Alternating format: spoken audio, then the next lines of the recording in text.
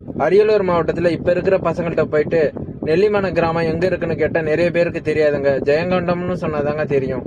இன்னைக்கு நம்ம வீடியோல நெல்லிமன கிராமம் அப்படி என்ற பேரு எப்படி ஜெயங்கொண்டமா மாறிடுச்சுன்னு தாங்க பார்க்க போறோம்.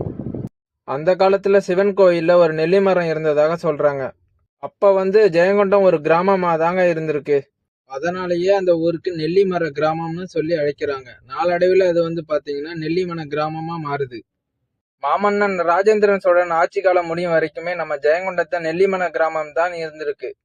அதுக்கப்புறம் பிற்காலத்துல வந்த ராஜேந்திரன் சோழன் என்ன பண்ணுறாருன்னா, கங்கை வரைக்கும் போய் வெற்றி கொண்டதன் நினைவாக கங்கை கொண்ட சோழபுரத்துல கோவிலை கட்டுறாரு. அப்படியே பக்கத்துல இருக்கிற நம்ம நெல்லிமன கிராமம், அதாவது ஜெயங்கொண்டத்துக்கு ஜெயங்கொண்ட சோழபுரம்னு பேரு வைக்கிறாரு. நாளடைவுல அதுவுமே ஜெயங்கொண்டமா மாறிடுச்சுங்க. என்னதான் நம்ம ஜெயங்கொண்டம் அரியலூர்ல பெரிய நகராட்சியா இருந்தாலும் இப்ப வரைக்கும் தனி தாலுக்காலாம் கிடையாதுங்க.